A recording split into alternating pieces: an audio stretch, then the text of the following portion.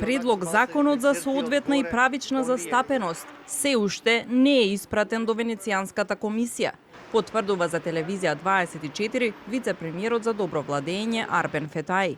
Законот кој што треба да го замени укинатиот балансер, иако беше најавено дека многу брзо ќе се прати на мислење за пред избори да стигне во собрание, се уште е на Илинденска број 2. ТВ24 дојде до нацртот на предлог законот за правична застапеност.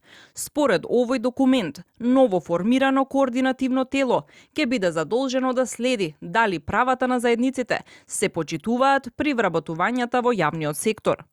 Во него ќе членуваат заменик председател на владата, представници на Народниот правобранител, Комисијата за спречување и заштита од дискриминација, Агенцијата за административни службеници, Академската заедница, како и министри. Агенцијата за административни службеници пак ќе ја изработи методологијата по која ќе се распределуваат новите вработувања според етничката припадност. Распределбата од ставот 2 се заснова на процентуалната застапеност на вработените во институцијата на почетокот на календарската година, имајќи ги предвид поратоците на населението од последниот попис и застапеноста на граѓаните на централно или локално ниво. Доколку врз основа на податоци и анализа се утврди надзастапеност на припадници на одредена заедница во некоја од институциите опфатени со член 4 од овој закон, координативното тело е должно да предложи мерки за редистрибуција на новите вработувања согласно методологијата. Во институциите каде што е постигната или надмината соодветната застапеност, не треба да се планираат нови вработувања по основ на застапеност додека трае таквата состојба. Христијан Мицкоски и тројката од вреди за законот за кој треба и Бадинтер ќе добијат поддршка од Венко Филипче.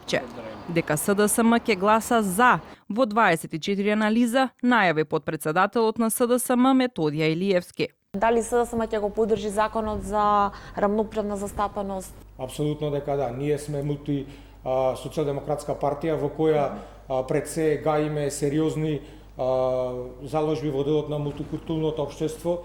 Од Мала Речица пак децидни планираат блокада. Овие што направија, го укина балансерот, исто време се даде простор да има вработувања без да се води никаква грижа за правичната застапеност. Минатата недела премиерот Мицкоски најави јавна дебата и можност за поднесување амандмани за предлог законот за правична застапеност, откако ќе се добие мислење од Венецијанската комисија, како и тоа дека методологијата дополнително ќе се изработи.